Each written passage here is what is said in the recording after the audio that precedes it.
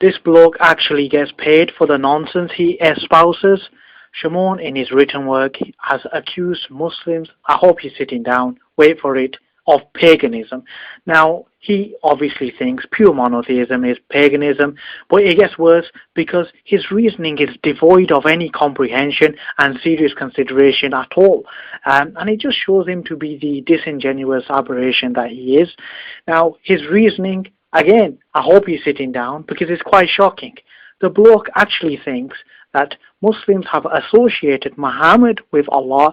Associated here means made Muhammad a co-equal with Allah. His reasoning for this is because Allah instructs people to obey the Prophet Muhammad in the Quran. Now, somebody must have forgot to tell this bloke that the Quran teaches associating anything with Allah is a great sin, and it also teaches us that Allah created everything, and that obviously includes Muhammad, Jesus, and all the other prophets. So nobody of any sense is going to associate Muhammad with Allah. End of story. But let's put some egg on his face. Let's use a spot of logic firstly.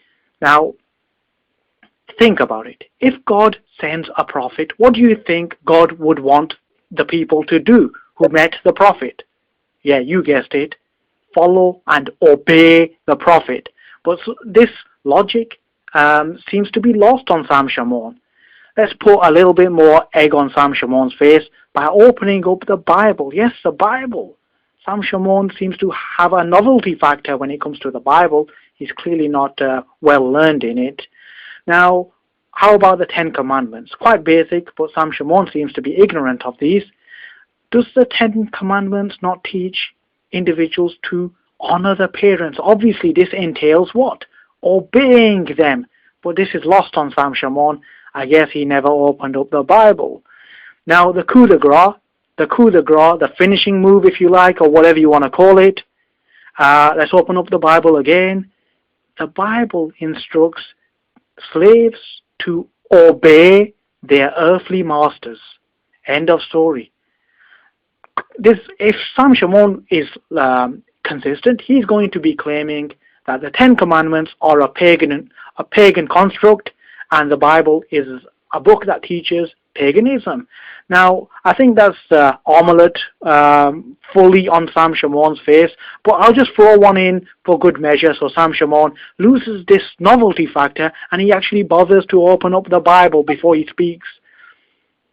The Bible shows that people obeyed Moses and Joshua. Now, think about it. Is Shamoun going to claim Moses and Joshua were aiding paganism? Well, if he's consistent, he's going to have to do this. I think that's enough of the biblical lessons for Sam Shamoun. We all get the picture. By the way, for those of you who don't know, this guy, Shamoun, he's a Christian missionary. He gets paid for this. He really does. But I thank God that most of us have sense and we do not subscribe to Shamoun's errant nonsense.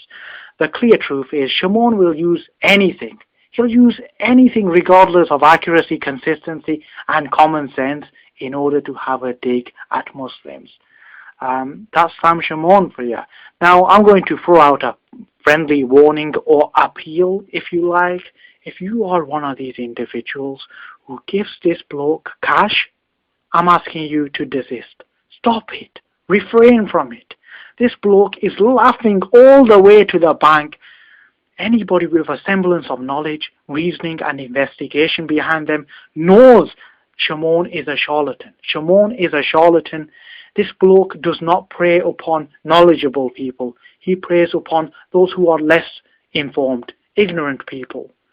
If you want to safeguard yourself from Shamoun's deceptions, give him a wide berth, or go away, go to your local Islamic center, do a spot of research, visit some Islamic websites, have a read of the Quran, and I guarantee you, this man will not befool you again. And I guarantee you, he will not be receiving any more of your cash after that.